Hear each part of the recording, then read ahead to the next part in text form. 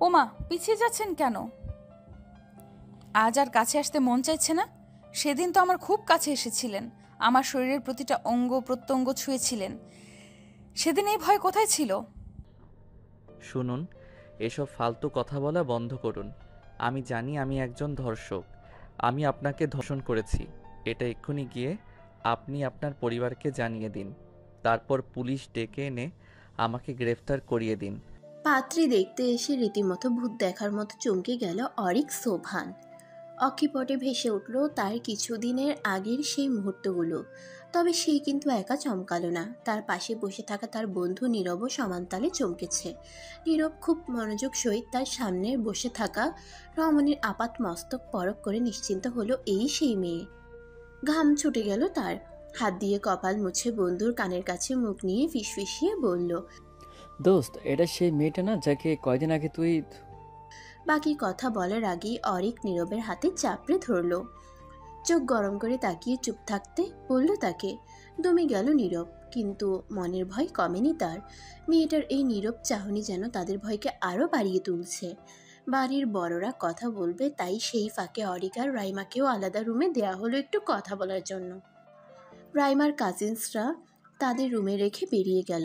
অরিকের চোখ মুখ শুকনো দেখেই বোঝা যাচ্ছে সে ভীষণ ভীত। চোখ তুলে মেয়েটির দিকে তাকাচ্ছে না পর্যন্ত। রাইমাও চুপচাপ দাঁড়িয়ে রইল অনেকক্ষণ। গভীর মনোযোগে পর্যবেক্ষণ করল সে অরিককে। তারপর সে অরিকের দিকে দু কদম এগিয়ে গিয়ে বলল, আমাকে চিনতে পারছেন? অরিক এবার তাকালো। সেই চাহনিতে ভয় ছাড়া যেন আর কিছুই দেখতে পারছে না রাইমা। রাইমা হাসলো খুব, বলল, এ কি, আপনাকে এত ভীতু দেখাচ্ছে কেন? ভয় পাবেন না, আমি কাউকে কিচ্ছু বলবো না। অরিকের কপালে বিস্ময়ের ভাঁজ পড়ল। ক্ষিপ্ত কণ্ঠে বলল, আমাকে চিনতে পেরেও কাউকে কিছু বলবেন না কেন? চাইলে আপনি এখনই আমাকে পুলিশে দিতে পারেন। আমি যা অন্যায় করেছি তার জন্য তো আমার কঠিন শাস্তি হবে। তাহলে আপনি আমাকে বাঁচিয়ে দিতে চাইছেন কেন? কী উদ্দেশ্য আপনার? রাইমা আরেক দফা হাসলো। সুন্দরী মেয়েদের হাসি সুন্দর হলেও এই মুহূর্তে রাইমার হাসিটাকে ঠিক সুন্দর উপাধিটা দেওয়া যাচ্ছে না, কারণ তার এই হাসিতে সৌন্দর্য নেই, আছে বুক ভরা যন্ত্রণা আর হাহাকার। রাইমা হাসি থামালো, আরও কিছুটা এগিয়ে গেল অরিকের দিকে। রাইমার হঠাৎ এত কাছে আসে অরিক কিছুটা ঘাবড়ে গেল। এক কদম পিছিয়ে যেতেই রাইমা বিদ্রূপের সুরে বলল, ওমা, পিছিয়ে যাচ্ছেন কেন? আজ আর কাছে আসতে মন চাইছে না? সেদিন তো আমার খুব কাছে এসেছিলেন, আমার শরীরের প্রতিটা অঙ্গ প্রত্যঙ্গ ছুঁয়েছিলেন। সেদিন এই ভয় কোথায় ছিল? নিজের সমস্ত বাসনা মিটিয়ে আমায় রাস্তায় ফেলে রেখে তো দিব্যি বন্ধুকে নিয়ে চলে এসেছিলেন। তবে আজ কেন এত ইতস্তত বোধ করছেন? এই যে আমি আপনার কত কাছে। ছোন আমায়। কি হলো, পিছিয়ে যাচ্ছেন কেন? অনেক রেগে যাই তার কথায়। এখানে আসার আগে যদি একবার মেয়ের ছবিটা দেখে আসতো তাহলে আর তাকে এই সিচুয়েশনে পড়তে হতো না। নিজের দোষেই তার আজ এই হাল। রাগে ফোঁস করতে করতে সে বলল, শুনুন, এসব ফালতু কথা বলা বন্ধ করুন। আমি জানি আমি একজন ধর্ষক। আমি আপনাকে ধর্ষণ করেছি। এটা এক্ষুনি গিয়ে আপনি আপনার পরিবারকে জানিয়ে দিন। তারপর পুলিশ ডেকে এনে আমাকে গ্রেফতার করিয়ে দিন। আর এত নাটক করবেন না, অনেক করেছেন। রাইমা এদিক ওদিক তাকিয়ে জোরে একটা নিঃশ্বাস নিল। কথাগুলো দুর্মর গতিতে মস্তিষ্কে আলোড়ন তৈরি করছে তার। সে তাই শক্ত গলায় বলল, না, আপনাকে আমি পুলিশে দেব না। না, আমি এই ব্যাপারটা কাউকে জানাবো। আমার পরিবারের আপনাকে খুব পছন্দ হয়েছে, আর আমার মনে হয় আপনার পরিবারেরও আমাকে খুব পছন্দ। আপনার মার কথা শুনে তো তাই মনে হলো। এখন যখন দুই পরিবারেরই সব কিছু পছন্দ, তবে আর আমি বেঁকে বসবো না, আপনাকেই বিয়ে করব আমি।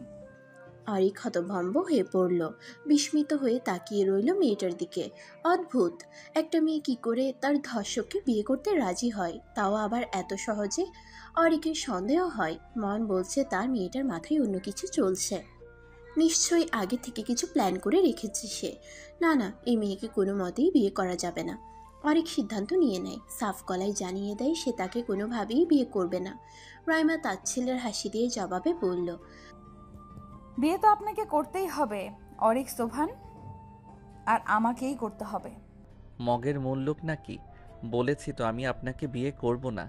এখন আপনি যদি সবাইকে সবটা বলে দিতে চান তো বলে দিতে পারেন, আমার কিছু যায় আসে না। কথাটা উচ্চস্বরে বলে দু পকেটে হাত দিয়ে অন্যদিকে মুখ করে দাঁড়ালো সে। রাইমা বাঁকা হাসলো। আপনি যতটা সহজ ভাবছেন সবকিছু কিন্তু অতটাও সহজ না মিস্টার অরিক সোভান। কি বলুন তো, আমার না খুব শখ ছিল আমার একটা সংসার হবে, ছোট্ট ভালোবাসার একটা সংসার। সেখানে আমি আর আমার স্বামী অনেক সুখে থাকবো। তারপর একদিন সেই ছোট্ট সংসারকে পূর্ণ করে দেওয়ার জন্য আমাদের একটা ছোট্ট পরী আসবে, যে তার জাদু দিয়ে আমাদের সুখকে আরো বাড়িয়ে দেবে।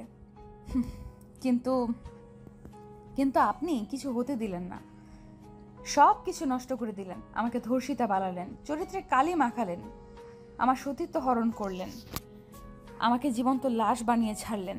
এখন এখন আপনিই বলুন, আমাকে কে বিয়ে করবে? কেউ কি যেচে পড়ে কোনো ধর্ষিতাকে বিয়ে করে? করে না তো। তাই এখন আপনাকেই আমার বিয়ে করতে হবে। আপনি চান কিংবা না চান, আমি আপনার বউ হব। কথাগুলো শেষ করেই চটজলদি চোখ মুছে নিল রাইমা। হঠাৎ করেই খুব কান্না পাচ্ছে তার। সেই ভয়ঙ্কর মুহূর্তগুলো বারবার চোখের সামনে ভেসে উঠছে। নিজের দেয়া সেই বীভৎস চিৎকারগুলো যেন নিজের কানেই বাজছে। পারছে না সে, না পারছে মরতে, না পারছে বেঁচে থাকতে। আর চোখের সামনের এই মানুষটাকে দেখে যেন তার এই যন্ত্রণা আরও বেড়ে গিয়েছে। খুব তো চলছিল তার সুন্দর সাধারণ জীবনটা, হঠাৎ কোত্থেকে এই অচেনা মানুষটা এসে অমানুষের মতো তার জীবনটা নষ্ট করে দিল, ধ্বংস করে দিল তার সমস্ত স্বপ্ন। এর জন্য সে কোনোদিনও এই মানুষটাকে ক্ষমা করতে পারবে না, কোনোদিনও না। মা, আমি ওই মেয়েকে বিয়ে করব না। কাপড় ভাঁজ করছিলেন লিমা সোভান। ছেলের তিক্ত কণ্ঠ শুনে ঘাড় ফিরিয়ে তার দিকে তাকালেন। বিরক্তিতে ভ্রু কুঁচকে বললেন, কেন, কি সমস্যা? অরিক নাকমুখ ফুলিয়ে কঠোর গলায় বলল। আমার ওকে পছন্দ হয়নি তাই। ছেলের কথায় বিরক্তির মাত্রাটা যেন আরো বাড়ল। তিনি বললেন, পছন্দ না হওয়ার কি কারণ? মেয়েরূপে গুণে সব দিক থেকে একদম পারফেক্ট। তাহলে কি জন্য তাকে পছন্দ হলো না? মা, ওর কথা বলার ধরন আমার ভালো লাগেনি। লিমা সোভান এবার জোরে নিঃশ্বাস নিলেন। ছেলের সমস্যাটা যেন ধরতে পেরেছেন। ছেলের কাছে এগিয়ে গেলেন তিনি। বুকের উপর দুহাত ভাঁজ করে গম্ভীর সুরে বললেন, এখন আর এসব কথা বলে কোনো লাভ নেই অরিক। কাল আমাদের পাকা কথা বলা হয়ে গিয়েছে, পরের সপ্তাহে তোমাদের বিয়ে। অযথা ফ্যাসেল বাঁধিও না। আমি জানি তুমি ইচ্ছে করে বিয়েটা ভাঙতে চাইছো, আর ওই মেয়েকে পছন্দ না হওয়ার কোনো কারণে আমি দেখছি না। তোমার বাবার আর আমার ওকে যথেষ্ট পছন্দ হয়েছে। সেই ক্ষেত্রে তোমার পছন্দ না হলেও চলবে। তোমার পছন্দের মেয়েগুলোকে আমার দেখা আছে। ওই ধরনের মেয়েকে আমি কখনো আমার বাড়ির বউ বানাবো না। তাই এখন এসব বাদ দিয়ে বিয়ের প্রিপারেশন নাও, যাও। অরিকের চোখ মুখ কালো হয়ে যায়। মাকে কি করে বোঝাবে কেন সে এই মেয়েকে বিয়ে করতে চাইছে না? সত্যিটাও তো বলতে পারছে না। মা জানলে তাকে কোনোদিনও ক্ষমা করতে পারবে না। এদিকে সে এটাও টের পাচ্ছে তার জন্য সামনে খুব খারাপ কিছু অপেক্ষা করছে। ওই মেয়ে তাকে এমনি এমনি বিয়ে করছে না, নিশ্চয়ই এর পেছনে তার কোনো ভয়ানক উদ্দেশ্য আছে। শুনেছে মেয়েদের যখন আর কিছু হারানোর ভয় থাকে না, তখন নাকি তারা জানোয়ারের চেয়েও হিংস্র হয়ে ওঠে। তবে কি এবার তাকেও রাইমার হিংস্রতার শিকার হতে হবে? কথাগুলো ভাবতেই গলা শুকিয়ে উঠে তার। যেই ছেলে আজ পর্যন্ত কাউকে পরোয়া করতো না, সে আজ এক সাধারণ মেয়ের ভয়ে এইভাবে অস্থির হয়ে উঠছে। নিজেকেই যেন চিনতে পারছে না অরিক। তার এই একটা ভুল তার জীবনটাকে যে ঠিক কিভাবে এলোমেলো করে দিবে সেটা সম্পর্কে আদৌ তার কোনো ধারণা নেই। মায়ের কথায় মন মরা হয়ে রুমে এসে বসলো অরিক। অস্থির মনটা কিছুতেই শান্ত হচ্ছে না। শুয়ে বসে কোনো কিছুতেই শান্তি মিলছে না যেন। এসির পাওয়ারটা আরও কমিয়ে দিল, যেন একটু হলেও শরীরের উষ্ণতাটা কমে। মনে যেন প্রশান্তি পাই। বিছানায় গা এলিয়ে দিয়ে নীরবকে কল লাগালো। ওপাশ থেকে কল রিসিভ হতেই অরিক বলে উঠল, ফ্রি থাকলে এক্ষুনি বাসায় আয়। নীরব আর কথা বাড়ালো না, সোজা অরিকদের বাসায় চলে এলো। 6তলা বিল্ডিংয়ের 4তলার এক বিশাল অ্যাপার্টমেন্টে থাকে তারা। লিফট থেকে নেমে সোজা অরিকের রুমে গিয়ে ঢুকলো নীরব। বিছানায় এলোমেলো হয়ে শুয়ে থাকা অরিকের অবস্থা দেখেই নীরব টের পেল সে কতটা দুশ্চিন্তায় আছে। নীরব গিয়ে বসলো তার পাশে, ক্ষীণ সুরে বলল, দোস্ত কি হবে এখন? হ্যাঁ, অরিক চোখ তুলে তাকালো, খ্যাপা কণ্ঠে বলল, কি হবে সেটা আগে থেকেই জানলে কি আর এখন এত দুশ্চিন্তা করতাম? হ্যাঁ তাও ঠিক, কিন্তু দোস্ত ওই মেয়ে চাইটা কি বলতো? তুই ওকে রেখেছো, তোকে কিছুই করলো না, উল্টো তোকে বিয়ে করতে চাইছে। ব্যাপারটা না ঠিক আমার মাথায় ঢুকছে না রে। অরিক উঠে বসলো, চিন্তিত কণ্ঠে বলল, সেটাই তো আমি বুঝতে পারছি না। মেয়েটা আসলে চাই কি? তার মনে কি চলছে? এইটুকু আমি নিশ্চিত যে এমনি এমনি এই মেয়ে আমাকে বিয়ে করছে না, নিশ্চয়ই এর পেছনে কোনো গভীর উদ্দেশ্য আছে। নীরব ভয়ার্ত দৃষ্টিতে অরিকের দিকে তাকায়, বলে, তোর জন্য আমিও ফেসে গেছি। সেদিন বারবার বারণ করেছিলাম, শুনিসনি আমার কথা। ইচ্ছে মতো মেয়েটার সাথে, আর এদিকে আমি কিছু না করেও ফেসে গেছি। ওই মেয়ে আমাকেও ছাড়বে না, যেভাবে কালকে আমার দিকে তাকাচ্ছিল। অরিক দীর্ঘশ্বাস ফেলে, বলে, সেদিন অনেক বেশি নেশা করে ফেলেছিলাম। নেশার ঘোরে যে এসব করে ফেলবো জীবনে কল্পনাও করিনি। আর ওই মেয়ে অত রাতে ওই রাস্তায় কি করছিল? আর সবচেয়ে বড় কথা হলো আমি তখন নেশার ঘোরে ছিলাম, তাই ওকে একটু টিস করে ফেলি। তাই বলে কি ও আমাকে চড় মারবে? এই একটা চড়েই তো আমার মাথা গরম হয়ে যায়, তাই রাগ সামলাতে না পেরে এত কিছু করে ফেলি। এখন বুঝতে পারছি কি করেছি, কিন্তু এখন আর কিছু করারও নেই। না জানি আমার কপালে কি আছে। চোখ বুঝে ঘন ঘন নিঃশ্বাস ফেলতে থাকে অরিক। নীরব ভীত সন্ত্রস্ত মন নিয়ে বসে বসে ভাবতে থাকে কি করা যায়। ভাবতে ভাবতেই সে হঠাৎ বলে ওঠে, দোস্ত, এক কাজ কর, তুই এই মেয়েটার কাছে ক্ষমা চেয়ে নে। দরকার পড়লে পা ধরে ক্ষমা চা। আমার মনে হয় মেয়েটা তোকে ক্ষমা করে দিবে। অরিক হতাশ কণ্ঠে বলে, একটা মেয়ের সবথেকে মূল্যবান সম্পত্তি হলো তার সতীত্ব। সেই সতীত্বটাকেই আমি নষ্ট করে দিয়েছি। তোর কি মনে হয় মেয়েটা আমাকে এত সহজে ক্ষমা করে দিবে? নীরব চুপ হয়ে যায়। না, দিবে না। সে যদি মেয়ে হতো তবে সেও দিত না। কিন্তু ওই যে পুরুষ মানুষ রাগের বশে মারাত্মক ভুল করে ফেলেছে, সেই ভুলের প্রায়শ্চিত্ত তো এবার তাদের করতেই হবে। অনেকক্ষণ বসে দুই বন্ধু কথা বলল। তারপর একসময় নীরব চলে গেল তার বাসার দিকে। কেউই কোনো উপায় আওড়াতে পারল না। ভাবতে ভাবতে ক্লান্ত হয়ে এক পর্যায়ে তারা আশাই ছেড়ে দিল। ভেবে নিল ভাগ্যে যা আছে তাই হবে। নীরব যেতেই অরিক গোসলের জন্য উঠল। টাওয়ালটা গলায় ঝুলিয়ে ওয়াশরুমের দিকে পা বাড়াতেই হঠাৎ সে তার ফোনে পরপর অনেকগুলো নোটিফিকেশনের শব্দ পেল। সে এগিয়ে গিয়ে বিছানা থেকে ফোনটা হাতে নিয়ে দেখল কিসের এত নোটিফিকেশন। ফোনের স্ক্রিনে তখন একটা আননোন নাম্বার থেকে কিছু মেসেজ দেখতে পেল। অরিক সেটা দেখার জন্য হোয়াটসঅ্যাপে ঢুকলো। তারপর সেই নাম্বারে গিয়ে দেখলো অনেকগুলো ছবি। আর সেই ছবিগুলো আর কারণ না, রাইমার। বেশ কয়েকটা শাড়ি গায়ে দিয়ে তোলা ছবি। তার নিচে একটা ছোট্ট মেসেজ, আচ্ছা, কোন শাড়িতে আমাকে বেশি মানাচ্ছে একটু বলুন তো? অরিক এবার নিশ্চিন্ত হলো এটা রাইমার নাম্বার। সঙ্গে সঙ্গে ভীষণ বিরক্তও হলো সে। এই মেয়েটা তাকে কেন মেসেজ দিচ্ছে? সিন করেও রিপ্লাই দিল না। ফোনটা বিছানায় ছুঁড়ে ফেলে ওয়াশরুমে চলে গেল সে।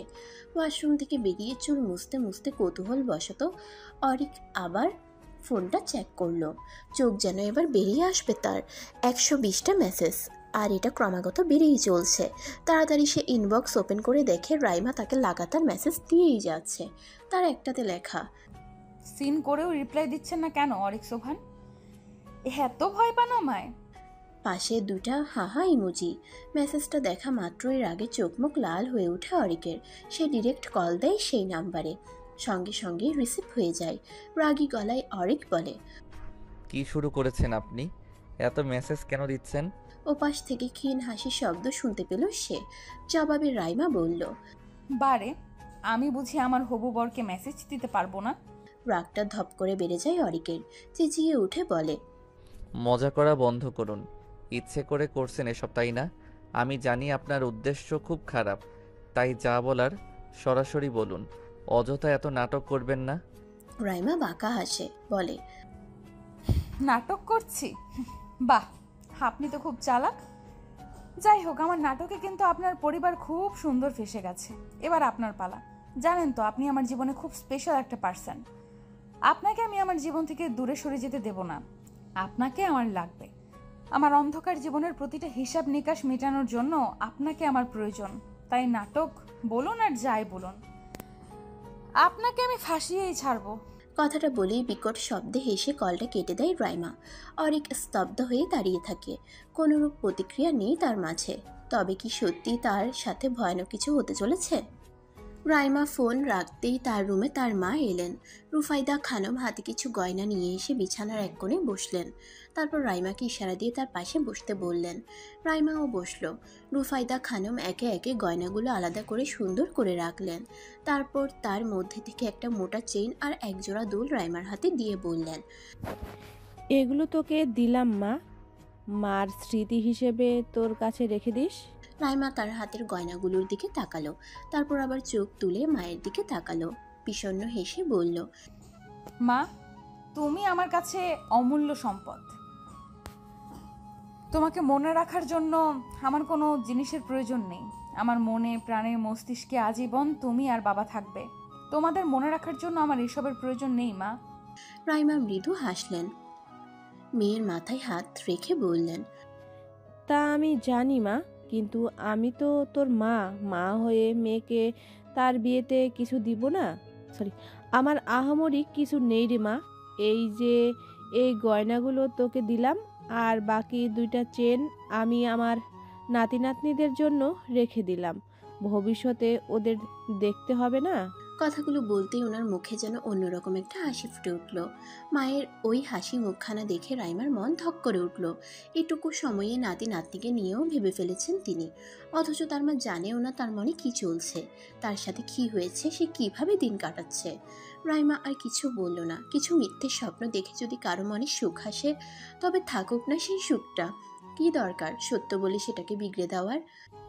যা, এইগুলো আলমারিতে রেখে আয়, তারপর গোসল করে খেয়ে দিয়ে রেডি হ, বাইরে যেতে হবে।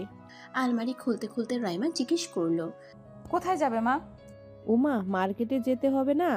কয়দিন পর বিয়ে, কিছুই তো শপিং করা হয়নি। রাইমা ঘুরে তাকালো, আলমারিটা বন্ধ করে আবারও এসে মায়ের পাশে বসলো। মায়ের হাত দুটো জড়িয়ে ধরে অপরাধী কণ্ঠে বলল, আচ্ছা মা, আমি তো আজ পর্যন্ত তোমার কাছ থেকে কিচ্ছু লুকাইনি। যখন যা করেছি সব বলেছি তোমায়। তুমিও আমাকে সবসময় সাপোর্ট করেছো। যদি কোনোদিন শোনো আমি তোমার কাছ থেকে কিছু লুকিয়েছি আর সেটা খুব বড় কিছু, তাহলে আমাকে ক্ষমা করতে পারবে? রুফাইদা খানমের কপালে এবার ভাঁজ পড়ল। মেয়ের গালে হাত রেখে চিন্তিত কণ্ঠে তিনি বললেন, কি হয়েছে মা তোর? কোনো সমস্যা? কি লুকানোর কথা বলছিস? রাইমার বুকটা কাঁপছে, আর পারছে না যেন। নিজের সাথে ঘটে যাওয়া সেই ভয়ঙ্কর ঘটনাটা চিৎকার করে মাকে বলতে ইচ্ছে করছে, কিন্তু পারছে না। মা যে সহ্য করতে পারবে না। হাই প্রেশারের রোগী, স্ট্রোক করবে সঙ্গে সঙ্গে, কিন্তু এত কিছু মনে চেপে রেখেও থাকতে পারছে না। কষ্ট হচ্ছে খুব। রাইমা কোনো জবাব না দিয়ে মাকে জড়িয়ে ধরল। রুফাইদা খানম যেন এতে আরও অবাক হলেন, কিন্তু তিনি এখনই কিছু বললেন না। মেয়েকে তিনি বিশ্বাস করেন, ভরসা করেন, তাই এখন আর এসব নিয়ে মাথা না ঘামিয়ে তিনি বললেন, আমি জানি তুই এমন কিছু করবি না যার জন্য আমি তোকে ক্ষমা করতে পারবো না। তোর প্রতি আমাদের সেই আস্থা আছে। এখন এসব বাদ দিয়ে তাড়াতাড়ি গোসল করে আয়, আমি রান্নাঘরে যাচ্ছি। মাকে ছেড়ে মুচকি হেসে রাইমা মাথা নাড়ালো। তারপর মা চলে যেতেই বিষণ্ণ দীর্ঘশ্বাস ফেলে ওয়াশরুমে ঢুকতো গোসল করতে। মা, আমি শপিংয়ে যেতে পারবো না, আমার কাজ আছে। একটা দেব ধরে, তোমার কাজ মানেই তো বন্ধুদের সাথে আড্ডা দেওয়া। চুপচাপ রেডি হও, রাইমারও বেরিয়েছি, তাদের সাথেই আমরা শপিং করব। কি? চেঁচিয়ে উঠল অরিক, নাক মুখ কুচকে বলল। ইম্পসিবল, ওদের সাথে আমি কিছুতেই শপিং করব না। লিমা সোফান এবার রেগে গেলেন, বললেন, আমার হাতে মার খেও না কিন্তু। তুমি ওতে যথেষ্ট বড় হয়েছো, এই বয়সে মার হাতে মার খাওয়াটা শোভা পায় না। তাই ভালো ভালো বলছি, রেডি হয়ে গাড়ি বের করো, আমি আর নীরা নিচে আসছি। কথাটা বলে তিনি সোজা বেরিয়ে গেলেন। এদিকে অরিক রাগে ক্ষোভে ফেটে পড়ছে। আবার ওই মেয়েকে দেখতে হবে, আবার এর কথা শুনতে হবে। উফ, পারছে না নিজের চুল নিজে ছিঁড়ে ফেলতে। রাগে কোনো রকমে রেডি হয়ে অরিক নিচে গ্যারেজে চলে গেল গাড়ি বের করতে। তারপর সে গাড়িটা বাইরে বের করে নীরবকে একটা কল লাগালো। কই আছিস? বাসায় কেন? আমার সাথে একটু বেরোতে হবে। কোথায় যাবে? মা আর নীরাকে নিয়ে একটু শপিংয়ে যাব। ও, বিয়ের শপিং করবে নাকি? তাহলে এক কাজ করিস, তোর আর আমার জন্য কাফনি কাপড়টাও কিনে রাখিস, কারণ তোর বিয়ের পরপরই তো এটা আমাদের লাগবে, তাই না? বিদ্রুপের সুরে কথাটা বলে নীরব। অরিক খেপে গিয়ে বলে, লাত্তি খাবি শালা, কথা কম বলে তাড়াতাড়ি বাড়ির সামনে আয়। তা না হয় এলাম, কিন্তু এটা বলতে ওই মেয়ে আবার তোদের সাথে শপিং করবে না তো? অরিক জানে নীরবকে সত্যিটা বললেও জীবনে তার সাথে যাবে না, তাই সে মিথ্যে বলল। আরে না, ও যাবে না, আমি, মা আর নীরা যাব শুধু। তাহলে ঠিক আছে, আমি আসছি। ফোনটা পকেটে রেখে স্বস্তির নিঃশ্বাস ফেলে অরিক। বন্ধু পাশে থাকলে কিছুটা হলেও ভয় কম লাগবে তার, নয়তো ওই মেয়ের কথা আর তাকানোর ধরন দেখলেই বুক কেঁপে ওঠে যেন। উফ, সাংঘাতিক একটা মেয়ে। সেদিন যেভাবে ওকে ছেড়ে এসেছিল, বাঁচবে না বলেই তো মনে হয়েছিল, অথচ সে এখন দিব্যি বেঁচে আছে। শুধু বেঁচে আছে বললে ভুল হবে, তাকে জ্বালিয়ে মারছে। কথাগুলো ভেবেই ভীষণ রকম বিরক্ত হলো অরিক। গাড়িতে উঠে ঠাস করে দরজাটা লাগিয়ে বসে রইল। কিছুক্ষণ পর অরিকের মা আর বোন এসে গাড়িতে বসতেই সে গাড়ি স্টার্ট দিল। কিছুটা পথ গিয়ে মাঝ রাস্তা থেকে নীরবকেও পিক করে নিল। প্রায় আধ ঘন্টার রাস্তা পেরিয়ে তারা মার্কেটে এসে পৌঁছালো। নীরব ফার্স্টে গাড়ি থেকে নেমে লুকিং গ্লাস দিয়ে চুলগুলো একটু ঠিক করে সোজা হয়ে দাঁড়ালো। তারপর এদিক ওদিক তাকিয়ে সামনে বিশাল শপিং মলটার দিকে তাকাতেই তার যেন হুঁশ উড়ে গেল। ভয়ার্ত দৃষ্টিতে কিছুক্ষণ সেদিকে তাকিয়ে থেকে উল্টো দিকে হাঁটা দিতেই অরিক এসে পেছন থেকে কলার টেনে ধরলো। কই যাস বেটা? নীরব পেছনে ঘুরে দাঁতে দাঁত চেপে বলল, তুই না বললে মেয়ে আসবে না, তাহলে ওইটা কে? ওইটা যেই হোক না কেন, তোকে এত পাত্তা দিতে হবে না। তুই শুধু আমার সাথে সাথে থাকবি, এইটুকুই তোর কাজ। নীরব অসহায়ের মতো অরিকের দিকে তাকালো, যেন এক্ষুনি কান্না করে দিবে। এই মুহূর্তে তার ইচ্ছে করছে এই ছেলেটাকে এক্ষুনি খুন করে দিতে। শালা নিজে তো মরবে, সাথে তাকেও মারবে। রাইমা মিষ্টি হাসলো অরিকদের দেখে, তবে সেই মিষ্টি হাসিটাও ক্যাকটাসের কাটার মতন গিয়ে বিঁধল অরিক আর নীরবের বুকে। দুজনেই গম্ভীর গম্ভীর চোখ মুখ নিয়ে সেদিকে গেল। অরিকের বোন নীরা রাইমাকে পেয়ে খুব খুশি, আর লিমা সোভানও খুশি হলেন ভীষণ। রাইমা আর তার মায়ের সাথে কিছুক্ষণ কথা বলে সকলে ভেতরে গেলেন। অরিক আর নীরব পেছন পেছন হাঁটছে, পা যেন চলছে না তাদের। নীরব বারবার চেষ্টা করে যাচ্ছে কোনো রকমে পালিয়ে যাওয়ার, কিন্তু অরিকের জন্য পারছে না। তারা একটা বড় শাড়ির শোরুমে ঢুকে একে একে শাড়ি দেখতে থাকে সকলে। তখনও অরিক আর নীরব অনেকটা দূরে দাঁড়িয়ে নিজেদের মধ্যে কথা বলতে থাকে। সে সময় নীরা তাদের কাছে আসে, বলে, এই ভাইয়া, তুমি এখানে দাঁড়িয়ে আছো কেন? ওই দিকে আসো, ভাবির জন্য শাড়ি পছন্দ করে দিবে। অরিক গলা গলায় জবাব দিল, আমি কেন পছন্দ করব? যার জন্য শাড়ি কিনবে সে তো নিজে এসেছে, তাকে কি জিজ্ঞেস কর। আমাকে এসবের মধ্যে একদম টানবি না।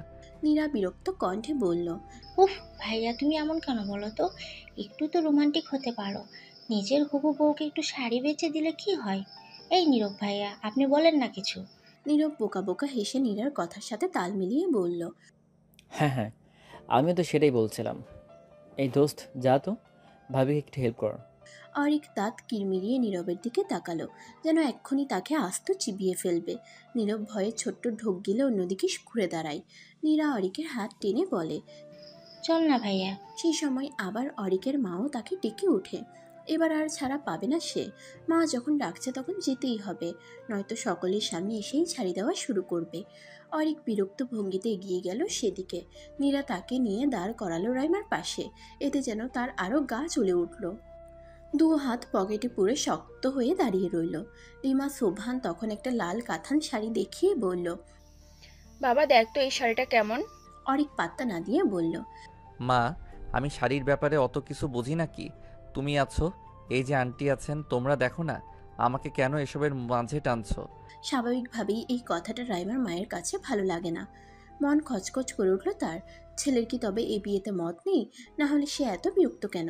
রাইমা তার মায়ের দিকে তাকিয়ে দেখে সে অবাক দৃষ্টিতে অরিককে দেখছে। সেও টের পায় তার মায়ের মনে হয়তো সন্দেহ জেগেছে। তাই সে দাঁতে দাঁত চেপে অরিককে ফিসফিসিয়ে বলে, এই যে মিস্টার, ভালোভাবে কথা বলুন। আপনার কথা শুনে যদি আমার মায়ের মনে কোনো প্রকার সন্দেহ জাগে তাহলে কিন্তু খুব খারাপ হয়ে যাবে। আপনার ইচ্ছে থাকুক আর না থাকুক, হাসি মুখে মেনে নিন সবটা। রাইমার থ্রেড শুনে রাগে দপদপ করতে থাকে অরিকের মস্তিষ্ক। এইটুকুনি একটা মেয়ে তাকে এভাবে থ্রেড দিচ্ছে, ইচ্ছে করছে। রাগটা দমিয়ে নিল, জোরপূর্বক মুখে হাসি টেনে নিল। অস্বস্তিতে মাথা চুলকিয়ে আমতা আমতা করে বলল, না মানে আম্মু, এই শাড়িটা অত একটা ভালো লাগছে না। তুমি ওই ডার্ক রেড কালারটা দেখো। তার কথা মতো দোকানদার সেই শাড়িটা নামিয়ে দিল। অরিক সেটা খেটে খেটে দেখে বলল, বাহ, এটা বেশ সুন্দর, রাইমাকে সুন্দর মানাবে। অরিকের কথা শুনে দুই মাই মুচকি মুচকি হাসল। নীরাও লাফিয়ে উঠে বলল, এই না হলে আমার ভাই কত সুন্দর বুঝে গেল বউকে কোনটাতে বেশি মানাবে। অরিক মেখি হেসে শাড়িটা রেখে দিল। রাইমা তখন শাড়িটা হাতে নিয়ে বলল, কিন্তু আমার এটা পছন্দ হয়নি। আমি আন্টির পছন্দ করা ওই রেড কাতানটাই নিব। এবার অনেক বেশি বিরক্ত হলো অরিক। যদি নিজের পছন্দেই নিতে হয় তাহলে ঢং করে আর তাকে পছন্দ করতে বলা হলো কেন? সে তখন তাচ্ছিল্যের সুরে বলল। সমস্যা নেই, আমার যেটা পছন্দ আপনি সেটাই নিন। তারপর অরিক আর কোনো কথা বলল না, জোরে একটা নিঃশ্বাস ফেলে চুপচাপ দাঁড়িয়ে রইল কেবল। অনেক কিছু কেনাকাটা করলো, কিন্তু কথা হলো এর মাঝেই নীরব ভেগে গিয়েছে। এই নিয়ে চরম ক্ষেপে আছে অরিক। ছেলেটাকে একবার হাতে পেলে আর আস্ত রাখবে না। একে তো এই নিয়ে রাগ, তার উপর শপিং করতে এসে ঘুরতে ঘুরতে তার অবস্থা খারাপ। রাইমার জন্য রাগ দেখিয়ে কিছু বলতেও পারছে না। মেয়েটা চোখের ইশারা দিতেই যেন অদ্ভুতভাবে সে চুপ হয়ে যায়। নিজেই নিজেকে থাপড়াতে মন চাচ্ছে তার। একটা ছেলে হয়ে সে এইভাবে একটা মেয়েকে ভয় পাচ্ছে, ভাবতেই রাগে কেঁপে উঠছে সে। সব শেষে বেরিয়ে আসার সময় রাইমা আর অরিককে একটু আলাদা সময় দেয়া হলো কথা বলার জন্য। সেখানেও অরিক চোয়াল শক্ত করে দাঁড়িয়ে রইল কেবল। রাইমা হাসলো, যেন বিদ্রুপ ছড়িয়ে পড়ছে সেই হাসিতে। বলল, আহারে, আমার হবু বরটার চোখ মুখ কেমন শুকিয়ে গেছে। ঠিকমতো খাওয়া দাওয়া করে না বুঝি? অরিক নাক পাল্লা ফুলিয়ে রাগ দমানোর চেষ্টা করছে। রাইমা বুঝলো ব্যাপারটা, সে আবারও হাসলো। এক কদম এগিয়ে এসে বলল, অতিরিক্ত রাগ মানুষকে ধ্বংস করে দেয়, জানেন তো? আর দেখবেন আপনার এই অতিরিক্ত রাগ আপনারও ধ্বংস বয়ে আনবে। অরিক তাও কিছু বলল না, কেবল দাঁত দিয়ে নিচের ঠোঁটটা কামড়ে ধরল। রাইমা কিছুক্ষণ তার দিকে তাকিয়ে থেকে সেখান থেকে চলে গেল। রাইমা চলে যেতেই অরিক তার সামনে থাকা দেয়ালটাই সজোরে খুশি মারল। দাঁতে দাঁত চেপে ক্ষুব্ধ কণ্ঠে বলল, না, এবার এই মেয়ের একটা ব্যবস্থা করতেই হবে। বাসায় ফিরে ক্লান্ত হয়ে বিছানায় শুয়ে পড়ল অরিক। মন মেজাজ একেবারে তুঙ্গে উঠে আসে তার। অনেকক্ষণ সে চোখ বুজে শুয়ে রইল। হঠাৎ তার ফোনটা বেজে উঠল। ফোনটা হাতে নিয়ে সে দেখল নীরব কল দিচ্ছে। রাগে যেন ঘি পড়ল এবার। কলটা রিসিভ করে অকথ্য ভাষায় গালাগাল করতে লাগলো তাকে। বেচারা ভয়ে চুপচাপ সব হজম করে নিল। এক পর্যায়ে অরিকও হয়রান হয়ে দম ফেলল। তখন নীরব ভয়ে ভয়ে বলল, দোস্ত, আসলে খুব জরুরি একটা কাজ পড়ে গিয়েছিল, তো তাই চলে আসতে হয়েছে, না হলে আমি জীবনও আসতাম না। চুপ কর শালা, আমাকে এসব ফালতু কথা বলে বোঝাতে আসবি না। অরিকের ধমক শুনে নীরব আবারও চুপসে গেল। তবে নিজের মনে কিছুটা সাহস সঞ্চয় করে বলল, দোস্ত, আমার মাঝে আরেকটা আইডিয়া এসেছে। তোর বালের আইডিয়া তোর কাছেই রাখ। আরে না, একবার শুনে দেখ না। ইচ্ছে না থাকা সত্ত্বেও অরিক বলল, কি আইডিয়া? শোন, তুই একবার রাইমার সাথে আলাদাভাবে কথা বলে দেখ। তুই ওর কাছে ক্ষমা চা, একেবারে আকতি মিনতি করে ক্ষমা চাইবি। তুই ওকে বুঝিয়ে বলবি যে তোর যা হয়েছে ভুল হয়েছে। বলবি যে তুই ওকে বিয়ে করতে চাস, অন্য সবার মধ্যে একটা স্বাভাবিক স্বামী স্ত্রীর সম্পর্ক করতে চাস। এভাবে ইনিয়ে বিনিয়ে এটা ওটা বলে তুই ওকে বোঝানোর চেষ্টা করবি। তারপর দেখ ও কি বলে। তোর মনে হয় ওই মেয়ের কাছে ক্ষমা চাইলেই ও আমাকে ক্ষমা করে দিবে? আরে তুই চেয়েও দেখ না, মেয়েদের মন গলতে 2 মিনিটও লাগে না। তুই শুধু একটু ইমোশনালি কথা বলিস, তাহলেই হবে। অরিক জিভ দিয়ে ঠোঁট ভিজিয়ে অনিশ্চিত গলায় বলল, আচ্ছা ঠিক আছে, ওর সাথে কথা বলে দেখি তাহলে। তবে তাতেও যদি না হয় তবে আমি এর অন্য ব্যবস্থা নিব। এইভাবে আর একে আমি সহ্য করতে পারবো না। 2 দিন পেরিয়ে গেল। পরদিন এক বিকেলে অরিক গেল কাছেরই একটা কফি শপে। রাইমাকেও সে সেখানে আসতে বলেছে। অরিক আগেই পৌঁছে গেছিল, তাই সে কফি শপের এক কোণে সে গিয়ে বসলো। হাতে ফোনটা নিয়ে দেখলো 4:25 বাজে। সে অপেক্ষা করতে থাকে। প্রায় 15 মিনিট পর সেখানে রাইমার আগমন ঘটে। অরিকের অগোছালো দৃষ্টি হঠাৎ রাইমার উপর পড়তেই সে যেন কিছুক্ষণের জন্য আটকে গেল। খেয়াল করে দেখলো মেয়েটা ভীষণ সুন্দর, আর তার সবথেকে সুন্দর জিনিসটা হলো তার চুল। একেবারে কোমর ছুঁয়েছে, বিনুনি বাঁধা চুলে যেন স্নিগ্ধ লাগছে তাকে। রাইমা এসে চেয়ার টেনে বসতেই অরিক চোখ নামিয়ে ফেলল। নিজের আগের মুডে ফিরে গেল সে। গম্ভীর গম্ভীর চোখমুখ করে রাইমার দিকে তাকালো। রাইমা তখন বিরস মুখে তাকে জিজ্ঞেস করলো, কেন ডেকেছেন আমায়? বলছি। এইটুকু বলে অরিক প্রথমে একজন ওয়েটারকে ডেকে 2টা কফি অর্ডার দিয়ে নিল। ওয়েটার অর্ডার নিয়ে চলে যাওয়ার পর অরিক 2 হাত টেবিলের উপর রেখে সোজা হয়ে বসলো। চোখ বুঝে একটা তপ্ত নিঃশ্বাস ছাড়লো। তারপর মিহি কণ্ঠে বলল, আমি সরি রাইমা, আমি জানি আমি খুব ভুল করেছি, জঘন্য ভুল করেছি। এই ভুলের কোনো ক্ষমা হয় না। তাও আমি ক্ষমা চাইছি, মন থেকে চাইছি।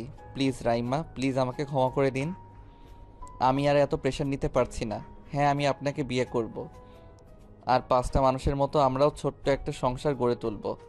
আমি আপনাকে প্রমিস করছি, নিজের সবটুকু দিয়ে আমি চেষ্টা করব আপনার সব কষ্ট দূর করে দেওয়ার জন্য। আপনি প্লিজ আমাকে একটা সুযোগ দিন, প্লিজ। অরিক থামলো, চোখ মুখ ফ্যাকাশে হয়ে আছে তার। রাইমা অনেকক্ষণ তাকিয়ে রইল অরিকের দিকে, তার মধ্যে কোনো হেলদোল নেই। অরিক থমথমে কণ্ঠে জিজ্ঞেস করলো, কি হলো রাইমা, কিছু বলছেন না কেন? রাইমা জিভ দিয়ে ঠোঁট ভেজালো, একটু নড়ে চড়ে বসে অতঃপর বলল, আচ্ছা, আপনার তো বোন আছে, বোনকে নিশ্চয়ই খুব ভালোবাসেন। যদি আজকে আপনার বোনের সাথে এমন কিছু হয়, যদি তার চরিত্রেও কেউ এইভাবে কালি মেখে দেয়, তবে আপনি কি করবেন? পারবেন সেই লোকটাকে ক্ষমা করে দিতে? নিজের মনকে একবার প্রশ্ন করে দেখুন তো, সে কি বলে। যদি আপনার মন বলে হ্যাঁ, আপনি ওই ব্যক্তিকে ক্ষমা করে দিতে পারবেন, তবে ঠিক আছে, আমিও আপনাকে ক্ষমা করে দেব। এবার আপনিই বলুন, কি বলছে আপনার মন? পারবেন ক্ষমা করতে? অরিক তার কথার পিঠে আর কোনো কথা খুঁজে পেল না। সে থম মেরে নিচের দিকে তাকিয়ে বসে রইল। রাইমা তখন তাচ্ছিল্যের হাসি দিয়ে বলল, পারবেন না তাই তো? কারণ ও তো আপনার বোন, আপনার পৃথিবী। নিজের বোনের বেলায় যেটা ভাবতে পারেন, সেটা অন্যের বোনের বেলায় কেন ভাবতে পারেন না বলুন তো? আমার হয়তো ভাই নেই, তবে আমার তো মা বাবা আছে। ওদের কাছে আমি অক্সিজেন, ওদের বেঁচে থাকার একমাত্র অবলম্বন। জানেন, আমার মা বাবা এখনো কিছুই জানেন না। জানলে বাঁচবে না, মরে যাবে। আপনি একবার ভাবুন তো, আপনি কি করেছেন? শুধু একটা না, তিনটা প্রাণকে আপনি মেরে ফেলেছেন। একটা সুন্দর জীবন, সুন্দর পরিবারকে নষ্ট করে দিয়েছেন। জানেন আমি কিভাবে বেঁচে আছি? নিজের এই শরীরটা দেখলে কতটা ঘৃণা লাগে জানেন? ইচ্ছে করে নিজেকে শেষ করে দিই, কিন্তু পারি না। মা বাবার জন্য পারি না। আপনি এই কষ্ট কোনোদিনও বুঝবেন না, কারণ আপনি তো কোনো মানুষ না, কেবল যৌন ক্ষুধায় ক্ষুধার্ত এক প্রাণী। মন, মস্তিষ্ক, বিবেক কোনোটাই আপনার নেই। এইটুকু বলে রাইমা থামলো। জোরে দম ফেলে আবারও সে বলল, ক্ষমা করবেন আমাকে। আপনার মতো একটা মানুষকে আমি কখনো ক্ষমা করতে পারবো না। কথাটা শেষ করেই রাইমা উঠে দাঁড়ায়, তারপর হন হন করে বেরিয়ে যায় সেখান থেকে। অরিক স্তব্ধ হয়ে বসে থাকে। শেষের কথাগুলো খুব লেগেছে তার। এখন মনে চাচ্ছে ক্ষমা চাওয়ারই উচিত হয়নি। নীরবের আইডিয়া শুনতে গিয়ে আবারও একবার অপমানিত হলে সে। রাগে দুহাত মুষ্টিবদ্ধ করে নিল। কপালের রগ ফুলে উঠল তখন। এভাবে অপমান আজ পর্যন্ত কেউ করেনি তাকে। মেয়েটা ইচ্ছে করেই এমন করেছে। চাইলেই তাকে ক্ষমা করে দিতে পারত, কিন্তু তা না করে সে ব্যাপারটাকে আরও জটিল করছে। সে ইচ্ছে করেই ঝামেলা পাকাতে চাইছে। তবে এবার অরিকও আর চুপ থাকবে না। সেও এবার দেখবে এই মেয়ে আর কি কি করতে পারে। বিয়ের দিন ঘনিয়ে এলো। দুই বাড়িতেই বিয়ের প্রস্তুতি চলে জড়সড়ভাবে। কিন্তু যাদের বিয়ে তাদের মাঝেই কোনোরূপ প্রতিক্রিয়া নেই। কোনো রকমে যেন দিন পার করছে কেবল। মনের মধ্যে দুজনেরই চলছে মারাত্মক বিদ্বেষ। দুজনেই কেবল সময়ের অপেক্ষায় অপেক্ষাকৃত। যত সময় গড়াবে সুন্দর মুহূর্তগুলো তত তাড়াতাড়ি কেটে যাবে। তারপর আসবে সেই কুৎসিত মুহূর্তগুলো, যেই মুহূর্তগুলো কখনো কেউ ভুলতে পারবে না। মস্তিষ্কের স্মৃতির কোঠায় বিচ্ছিরি কিছু স্মৃতি হিসেবে সেগুলো জমা থাকবে আজীবন। হলুদ শেষে ছাদ থেকে নেমে এলো অরিক। রুমে এসে কাকে যেন একটা কল লাগালো। সেই কল রিসিভ হতেই সে উদ্বেগ নিয়ে বলল, যা যা বলেছি সব মনে আছে তো? কোনো গন্ডগোল যেন না হয়, নয়তো এক পয়সাও পাবি না।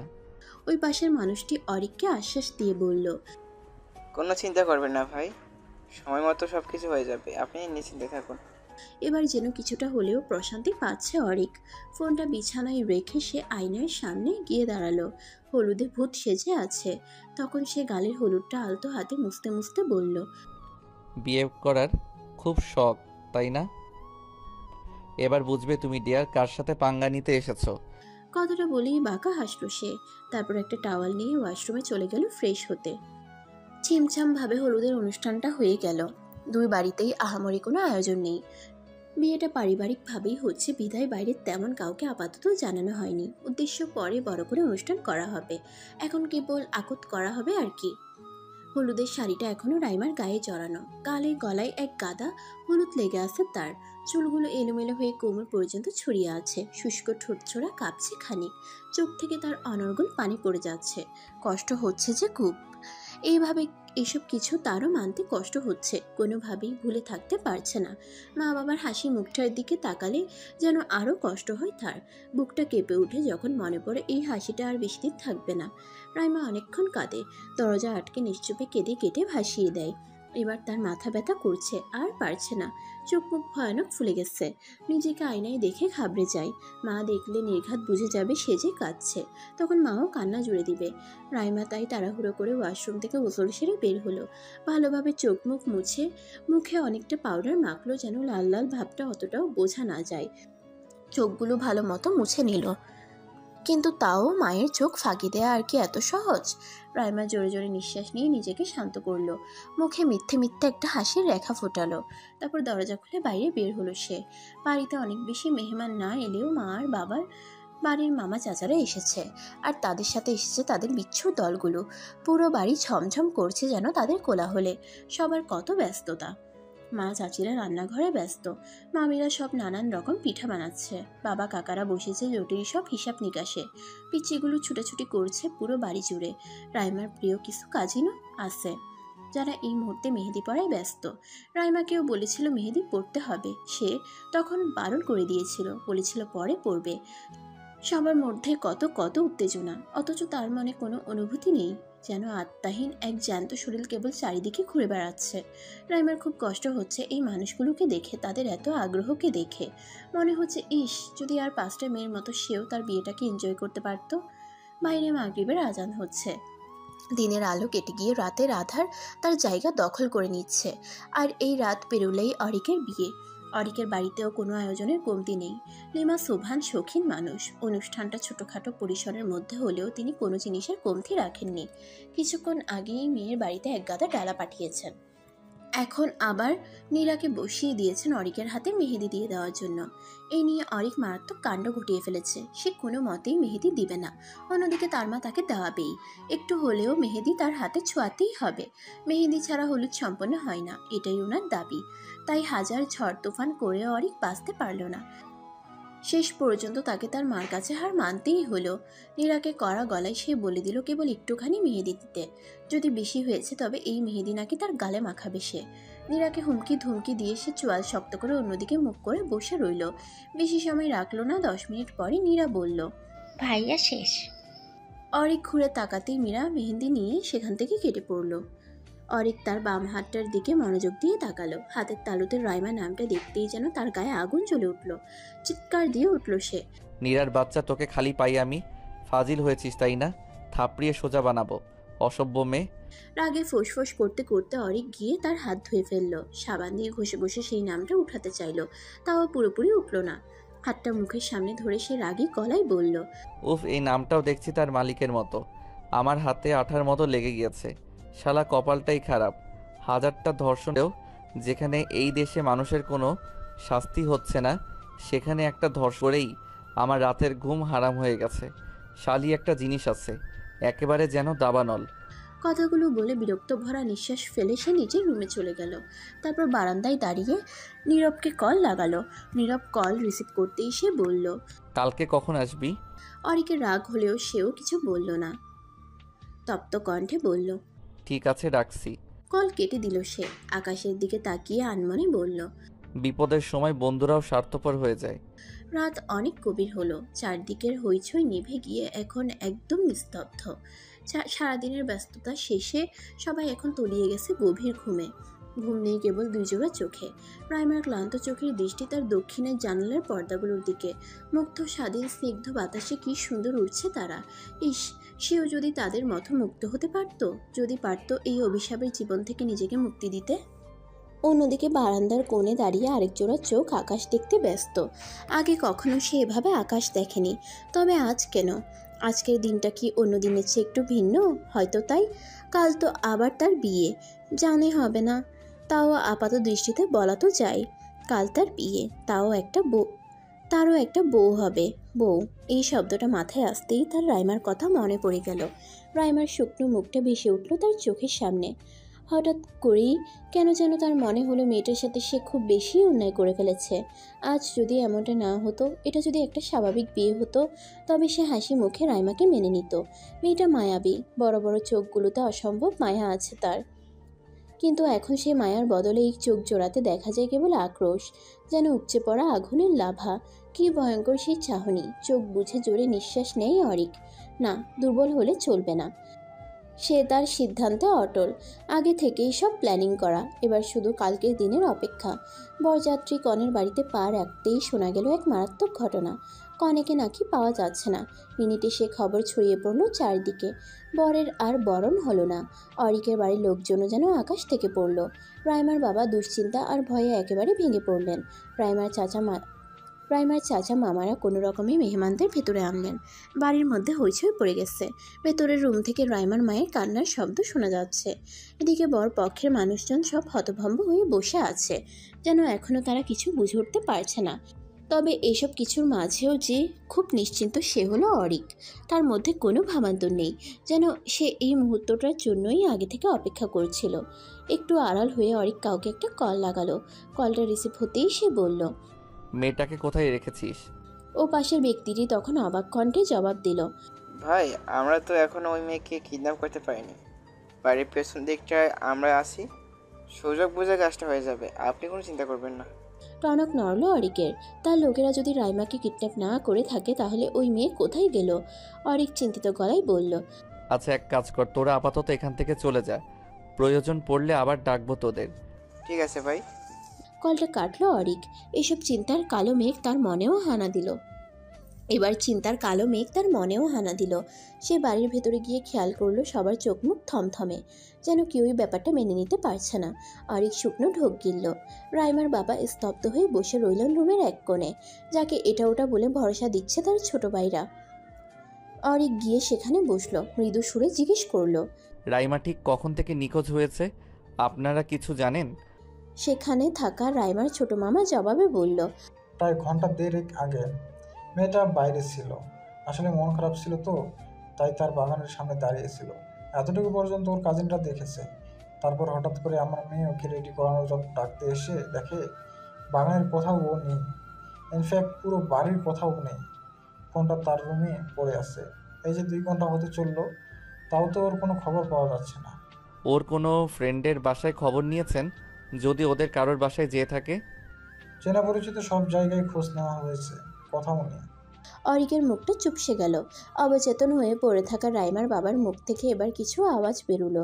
তিনি কাঁপা কাঁপা গলায় বললেন, আমার মেয়েটাকে সবাই খারাপ বলছে, বলছে যে ও নাকি কোন ছেলের হাত ধরে পালিয়ে গিয়েছে।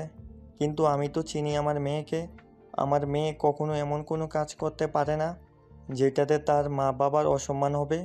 নিশ্চয়ই আমার মেয়ের সাথে কোনো অন্যায় হয়েছে, না হলে আমার মেয়ে কখনোই এমনটা করতে পারে না। এই বলে তিনি অস্থির হয়ে পড়লেন। অরিক বিধ্বস্ত নয়নে চেয়ে রইল মানুষটার দিকে। মেয়েকে কিছুক্ষণের জন্য হারিয়ে যেন পাগলপ্রায় অবস্থা হয়েছে তার। একটু আগেও রাইমার নিখোঁজ হওয়ার খবরটা শুনে ভীষণ খুশি হলেও এখন তার আর ভালো লাগছে না। অন্য সবার মতো তার মনও দুশ্চিন্তায় ভরে গেল। কোথায় গেল মেয়েটা? এমনটা তো নয় যে তাকে বিয়ে করবে বলে পালিয়ে গিয়েছে। সেই তো চেয়েছে বিয়েটা করার জন্য। তাহলে এখানে কি তৃতীয় কারোর হাত আছে? অরিক ভাবতে থাকে। রাইমার বাবা এবার ভীষণ অস্থির হয়ে ওঠেন, যার জন্য ওনার শরীর দুর্বল হয়ে পড়ে। সবাই মিলে হাজার বুঝালেও তিনি বুঝছেন না। বারবার উঠে বাইরে চলে যেতে চাইছেন। মেয়ে নাকি নিজেই খুঁজে বের করবেন, কিন্তু এখন বাইরে গেলেই তার শরীরের আরও অবনতি ঘটবে, তাই বাকিরা তাকে আটকানোর চেষ্টা চালাচ্ছে, কিন্তু উনি শুনবেই না। এসব দেখে অরিক ওনার পাশে বসে ওনার হাত দুটো জড়িয়ে ধরল। রাইমার বাবার ভেজা চোখগুলো অরিকের মুখের উপর গিয়ে স্থির হলো। অরিক চাপা নিঃশ্বাস ফেলল, নিজেকে কিছুটা ধাতস্থ করে বলল, এত অস্থির হবেন না আঙ্কেল, রাইমা ঠিক চলে আসবে। আমরা এতগুলো মানুষ আছি, সবাই মিলে খুঁজবো ওকে। আপনি বলেছেন না আপনার মেয়ে কোনো ভুল করতে পারে না, আমিও সেটাই বিশ্বাস করি। রাইমা কোনো ভুল করেনি, তাই ওর সাথেও কোনো ভুল হবে না। শুধু আপনি একটু ধৈর্য ধরুন প্লিজ। অরিকের কথা শুনে এবার কিছুটা হলেও তিনি শান্ত হলেন। জবাব দিলেন না কোনো। দেয়ালটায় পিঠ ঠেকিয়ে বসে রইলেন কেবল।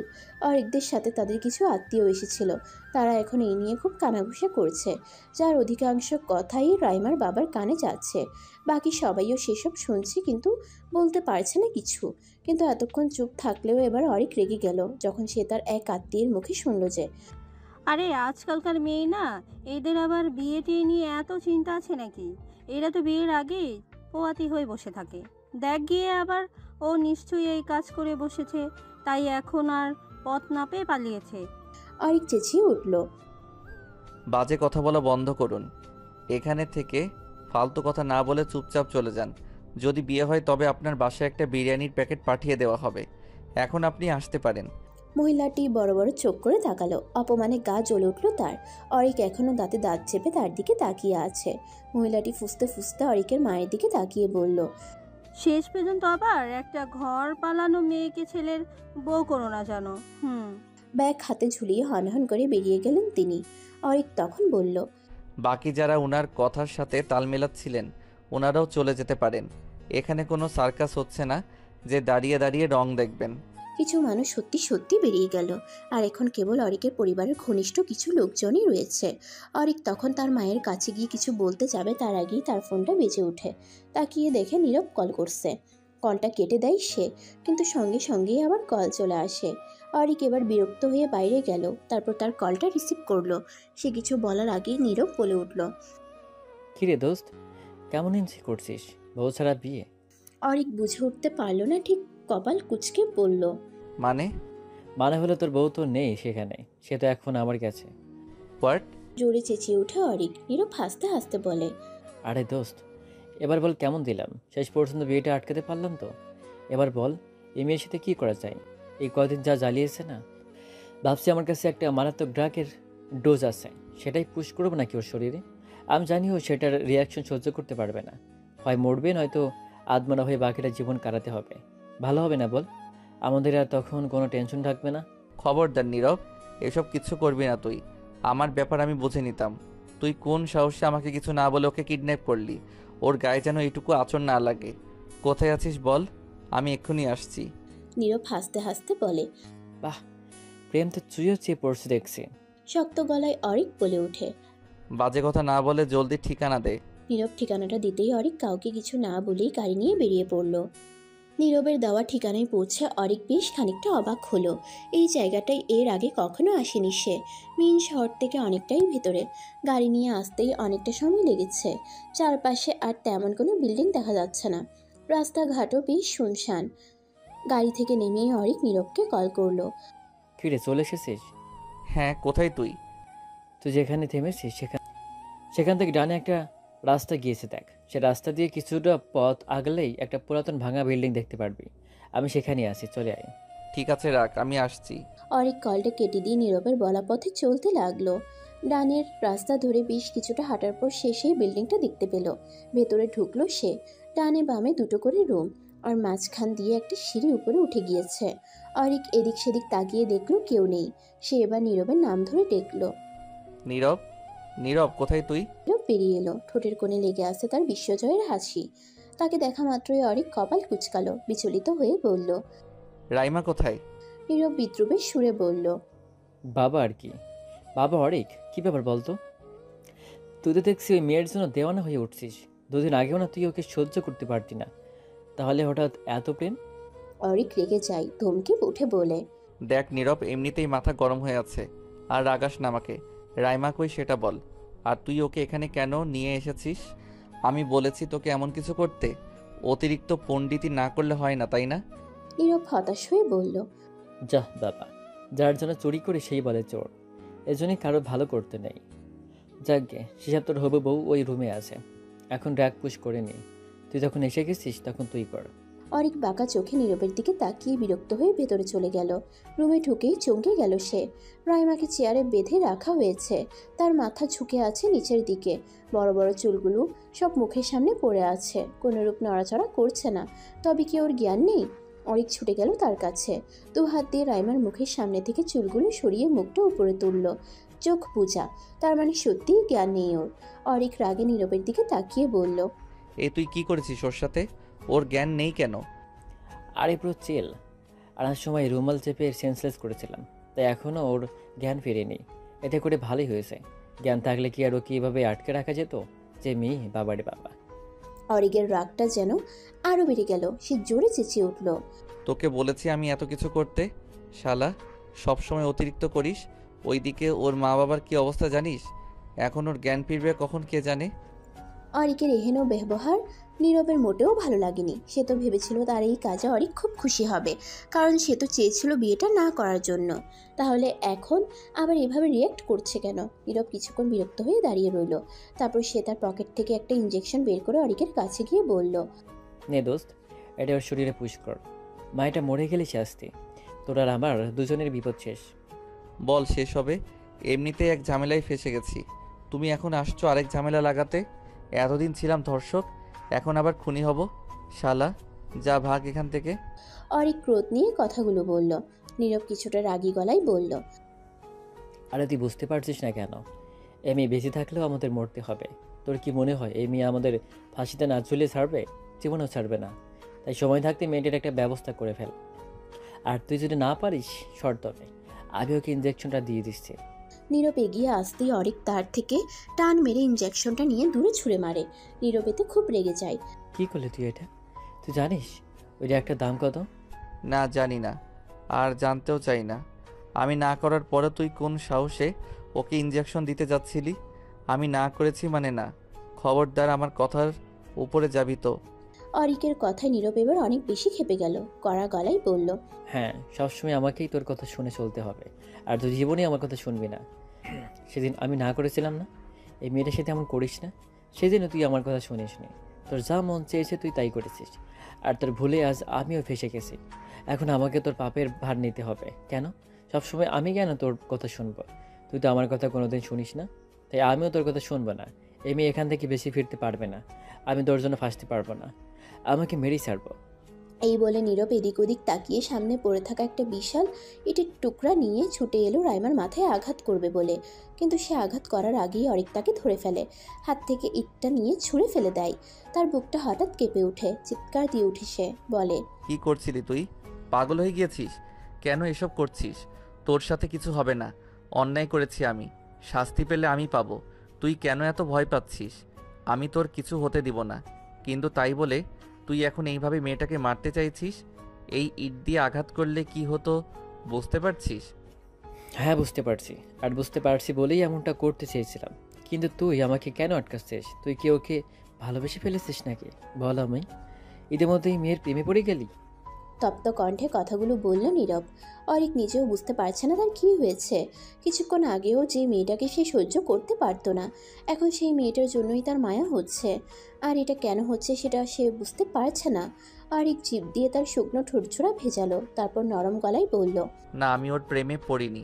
কিছুক্ষণ আগে আমিও ওর খারাপ চেয়েছিলাম, কিন্তু বিশ্বাস কর, ওর নিখোঁজ হওয়ার খবরটা ওর মা বাবার কানে যাওয়ার পর থেকে ওনারা খুব ভেঙে পড়েছেন। ওনাদের অবস্থা দেখে আমার নিজেরই খুব মায়া লাগছিল। রাইমার আম্মু হাউমাউ করে কাঁদছিলেন। আশেপাশের মানুষগুলো যাই নয় তাই বলেছেন। এত কিছুর মাঝে থেকে আমার বারবার তখন মনে পড়ছিল, আজ যদি রাইমার জায়গায় নীরা থাকতো, তবে আমার আর মায়ের অবস্থাটাও ঠিক এরকম হতো। আমি জানি ও বেঁচে থাকলে আমারই ক্ষতি, কিন্তু মারা গেল ওর পুরো পরিবারে ক্ষতি। ওকে ছাড়া ওর পরিবার নিঃস্ব, যেমন আমরা আমাদের নীরাকে ছাড়া। তাই আমি এখন পারছি না রে, নিজের একটা ভুলকে ঢাকতে। এখন আমি একসাথে এতগুলো প্রাণ নিতে পারবো না। প্লিজ দোস্ত, ছেড়ে দে মেয়েটাকে। আমি তোকে প্রমিস করছি তোর কিছু হবে না। আমি আমার ঘাড়ে সব দোষ তুলে নিব, আর রাইমাকেও আমি বোঝাবো। কিন্তু এখন আপাতত তুই একটু বোঝ প্লিজ। অনেক বোঝানোর পর নীরব বুঝল। মনের ভিতর বিশাল ক্রোধ নিয়ে এসে রাইমার বাঁধন খুলে দিল। মেয়েটার এখনো জ্ঞান ফেরেনি। আর কোনো উপায় অন্তর না দেখে অরিক তাকে কোলে তুলে নিল। তারপর আস্তে করে গাড়িতে গিয়ে বসালো। গাড়ির ভেতরে থাকা একটা পানির বোতল থেকে কিছুটা পানি নিয়ে তার চোখে মুখে পানির ঝাপটা দিল। তারপর সে গিয়ে বসলো ড্রাইভিং সিটে। নীরবকে অনেক বুঝিয়ে তাদের সাথে নিল। সে গাড়ি স্টার্ট দেওয়ার আগে তার ফোনটা বেজে উঠল। হাতে নিয়ে দেখলো তার মা কল দিচ্ছে। কলটা রিসিভ করলো সে। তার মা তখন উৎকণ্ঠা নিয়ে বলল, তুমি আবার কোথায় গিয়েছো অরিক? তোমাকে না পেয়ে তো এখানে সবার টেনশন আরো বেড়েছে। সে মৃদু এসে বলল, আর টেনশন করতে হবে না মা, সবাইকে বলে দাও রাইমাকে পাওয়া গিয়েছে। ও এখন আমার সাথেই আছে। আমরা বাসায় আসছি। চোখের ভারী পল্লবগুলো মেলে ধরতে কষ্ট হচ্ছে। শরীরটা যেন অবশ লাগছে। হাত পা নাড়াতে পারছে না। মাথায় চিনচিন ব্যথা করছে। চোখগুলো যখন খুব কষ্টে একটু মেলল রাইমার কাছে, তখন মনে হলো চারপাশটা যেন সাদা ধোঁয়ায় পরিপূর্ণ। কিছু দেখতে পাচ্ছে না সে। শরীরটা ভার হয়ে আছে। কষ্ট করে আস্তে আস্তে তাকানোর চেষ্টা করলো রাইমা। প্রথমেই বুঝে উঠতে পারল না সে কোথায় আছে। আবছা চোখের দৃষ্টি পাশে অরিকের উপর পড়তেই তার মস্তিষ্ক যেন জেগে উঠল। একটু নড়ল, ভ্রু কুঁচকালো। নিজেকে অরিকের গাড়িতে আবিষ্কার করে চমকে গেল সে। গলা দিয়ে কথা বেরোচ্ছিল না, তাও কষ্ট করে সে বলে উঠল, আমাকে কোথায় নিয়ে যাচ্ছেন? রাইমার কণ্ঠ শুনে অরিক তার দিকে তাকালো, স্বস্তির নিঃশ্বাস ফেলে বলল। যা জ্ঞান ফিরেছে তাহলে। রাইমা জোরে জোরে নিঃশ্বাস নিচ্ছে, বুঝে উঠতে পারছে না কিছু। পেছনে তাকিয়ে দেখলো নীরব আছে। এবার সে অনেকটা অস্থির হয়ে উঠল, ক্ষিপ্ত কণ্ঠে দম নিয়ে বলল। আমাকে কোথায় নিয়ে যাচ্ছেন আপনারা? আবার আমার সাথে কি করতে চাইছেন? গাড়ি থামান বলছি, প্লিজ গাড়ি থামান। আমি আপনাদের সাথে কোথাও যাব না, গাড়ি থামান। রাইমা অনেক বেশি অস্থির হয়ে উঠল, গাড়ির দরজা ধরে টানাটানি করতে লাগলো। অরিক এক হাতে তাকে বাধা দেওয়ার চেষ্টা করে বলল। শান্ত হন রাইমা, আমরা আপনাকে নিয়ে আপনার বাসায় যাচ্ছি, অন্য কোথাও আমরা যাচ্ছি না। দেখুন এটা আপনার বাসার রাস্তা। রাইমার এবার খেয়াল করলো, হ্যাঁ এই রাস্তাটা পরিচিত তার। তাও সে ঠিক শান্ত হতে পারল না। নিজের হাত থেকে এক ঝটকায় অরিকের হাতটা সরিয়ে দিয়ে বিচলিত কণ্ঠে বলল। তার মানে এতক্ষণ আমি আপনাদের কাছে ছিলাম? কই, আমার তো কিছু মনে পড়ছে না। আমার তো মনে আছে আমি আমার বাগানে ছিলাম। হঠাৎ তখন কেউ একজন পেছন থেকে আমার মুখে কিছু একটা চেপে ধরে, আর তারপরে আস্তে আস্তে আমার শরীর অবশ হয়ে যায়। তার মানে এসব আপনার কাজ? আমাকে অজ্ঞান করে আবার আপনারা আমার সাথে খারাপ কিছু করেছেন? কেন কেন আপনারা আমার সাথে এমন করছেন? কি ক্ষতি করেছি আমি আপনাদের? কেন করছেন আমার সাথে এমন? রাইমা কাঁদতে আরম্ভ করে। অরিক আর না পেরে গাড়িটা রাস্তার এক পাশে দাঁড় করায়। গাড়ি থেকে নেমে যেতে দেখে রাইমা দ্রুত গাড়ি থেকে নেমে যেতে চায়, কিন্তু অরিকের জন্য পারে না।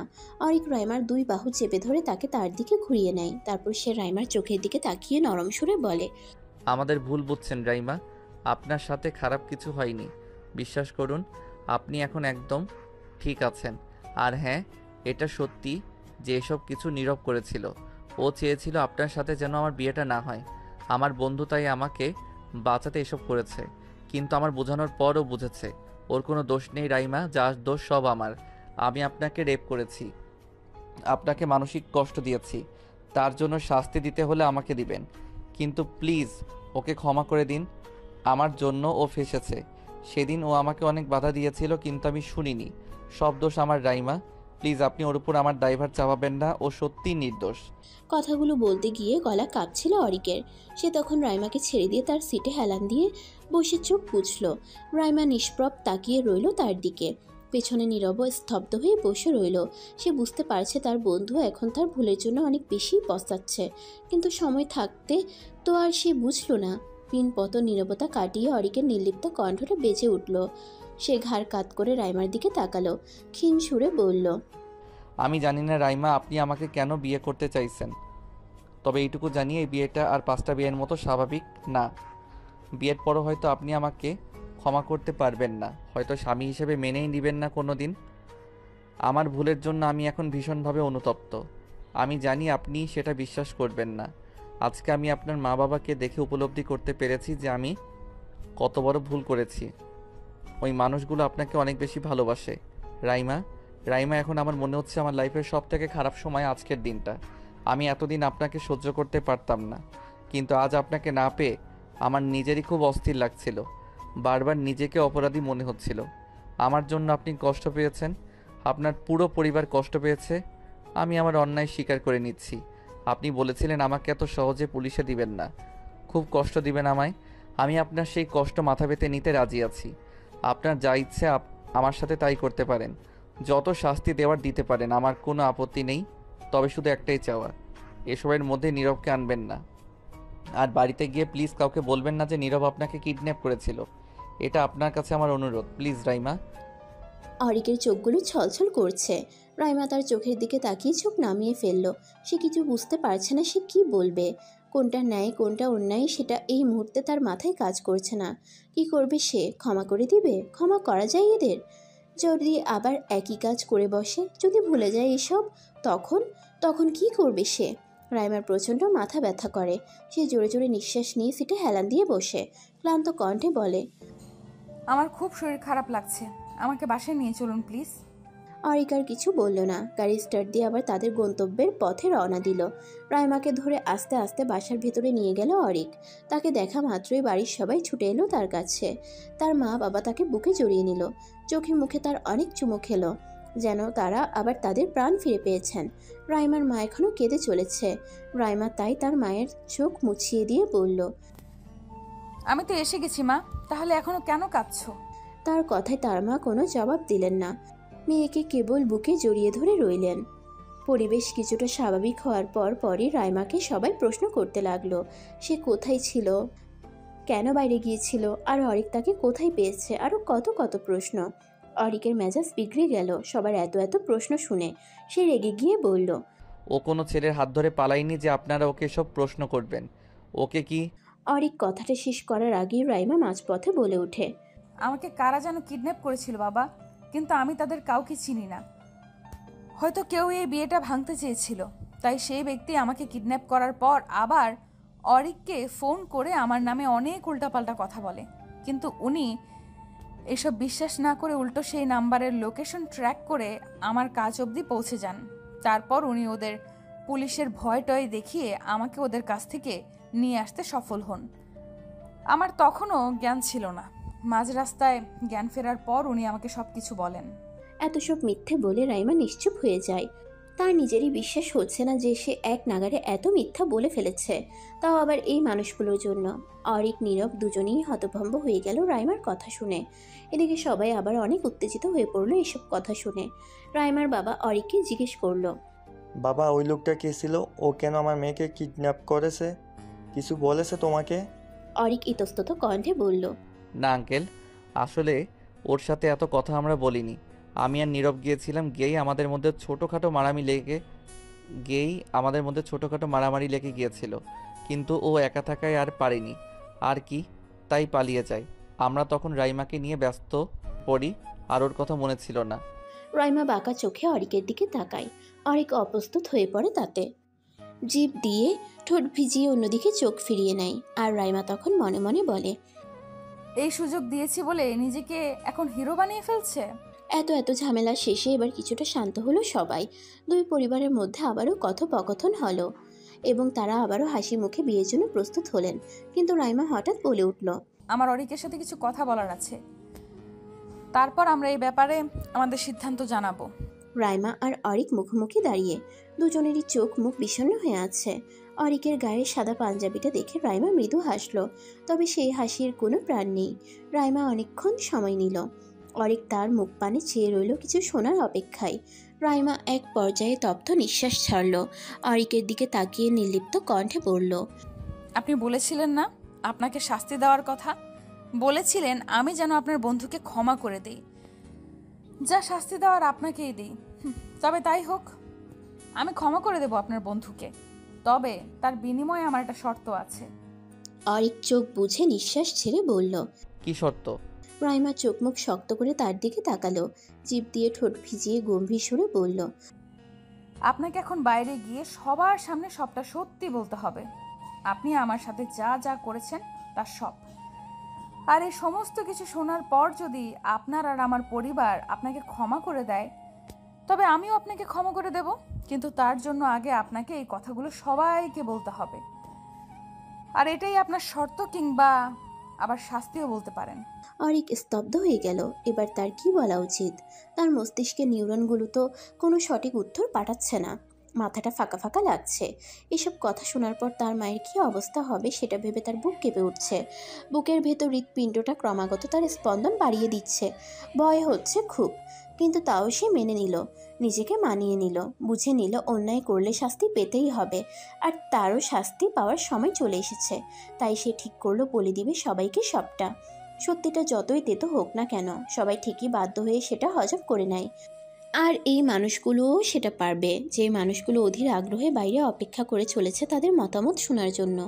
অনেক জোরে দম নিল, হাত দিয়ে কপালের চুলগুলো পেছনে ঠেলে দিয়ে বলল, ঠিক আছে, আমি সবাইকে সবটা বলবো। দুজনেই শক্ত মনে ড্রয়িং রুমে সকলের সামনে গিয়ে দাঁড়ালো। সবার উৎসুক দৃষ্টি তাদেরকে ঘিরে, যেন সবাই একটা হ্যাঁয়ের অপেক্ষায় মত্ত। অরিক নিজেকে শক্ত করলো, কিন্তু মায়ের মুখের দিকে তাকাতেই যেন তার বুকটা ফেটে যাচ্ছে। ইস, তখন যদি এই মুখটা একবার তার মনে ভেসে উঠত, তবে জীবনেও এই ঘৃণ্য কাজটা সে করতে পারতো না। অরিকের শরীর ঘামছে, বুকটা কাঁপছে। সে নিজেকে শান্ত করার চেষ্টা করে বলল, আমার সবাইকে কিছু বলার আছে। অরিকের মা জবাবে বললেন, হ্যাঁ বাবা, আমরা তো তখন থেকে অপেক্ষা করছি তোমাদের মতামত শোনার জন্য। কি সিদ্ধান্ত নিয়েছো বলো? সিদ্ধান্তের কথায় পরে আসছি মা, তার আগে আমার জন্য কিছু বলার আছে। সবাই বুঝতে পারছে না অরিক ঠিক কী বলতে চাইছে। রাইমার বাবা তখন বললেন, ঠিক আছে বাবা, বলো তুমি কি বলবে, আমরা শুনছি তোমার কথা। অরিক এবার একবার মায়ের দিকে তাকালো তো একবার রাইমার দিকে তাকালো। বুক ধরফর করছে তার, মাথার চুলগুলো ঘামে লেপ্টে আছে। অরিক চাপা দীর্ঘশ্বাস ফেলল, নিজেকে সর্বোচ্চ কঠিন করে বলল, মা, আমি অনেক বড় ভুল করে ফেলেছি।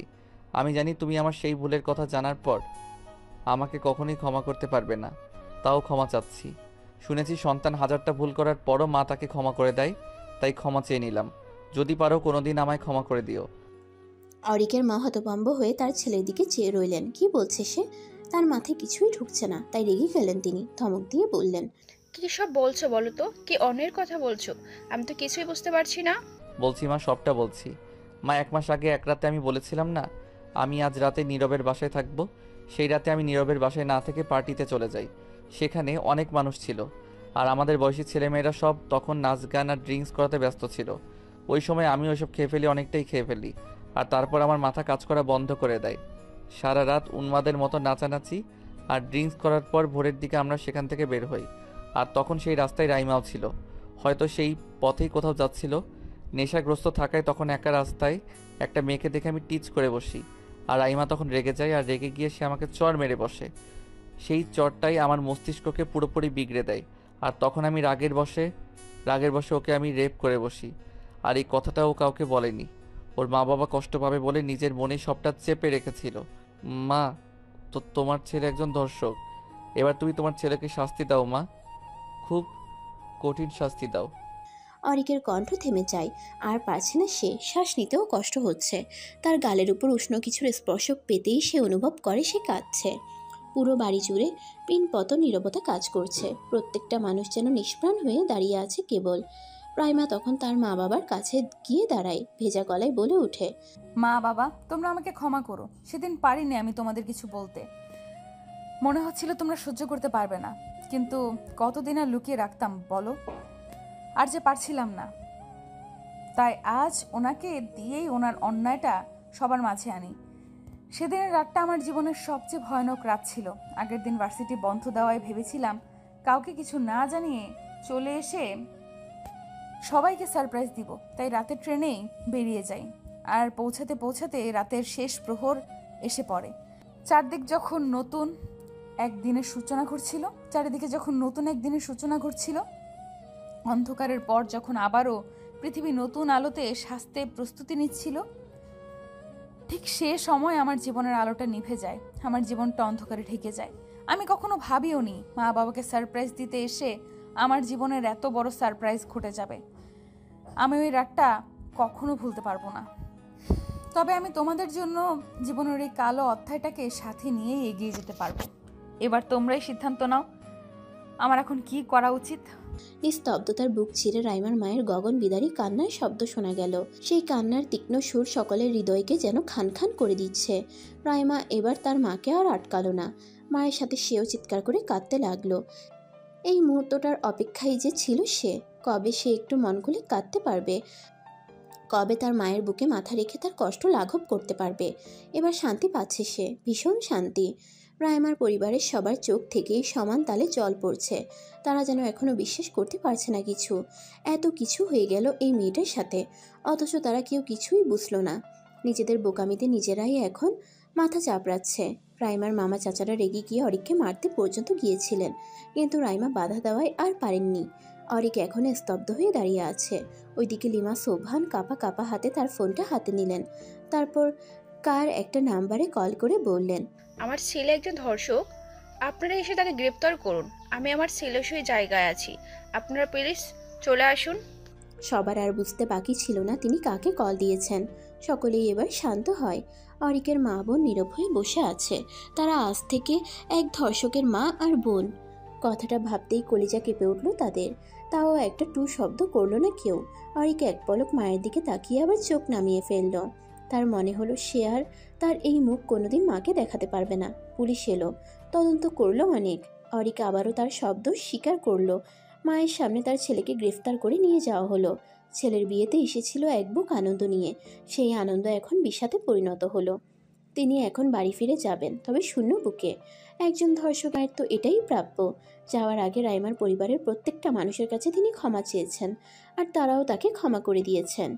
অরিক বর্তমানে জেলে। রাইমার বলা শেষ কথাগুলো এখনও তার মস্তিষ্কে বিচরণ করে। কি পরিমাণ কষ্ট পেলে একজন মা তার ছেলেকে নিজে পুলিশের হাতে তুলে দেয় জানেন? হয়তো জানেন না, কিন্তু আজ থেকে জানবেন। আমি আপনাকে চাইলেই ক্ষমা করে দিতে পারতাম, কিন্তু আমার বিবেক আমাকে সেটা করতে দেয়নি। তাই আমি বাধ্য হয়েছি এত কিছু করতে। পারলে আপনি আমাকে ক্ষমা করে দিবেন, আর আমি আশা করি আল্লাহও আপনাকে ক্ষমা করে দিবেন হয়তো। আর হ্যাঁ, একটা কথা, আপনাকে আমি কোনো দিন ভুলব না। আমার এই 23 বছরের জীবনে আপনি আমার এক চির স্মরণীয় অধ্যায়, সরি, কালো অধ্যায়, যে অধ্যায়কে আমি আমার জীবন থেকে কখনোই মুছে ফেলতে পারবো না, কখনোই না।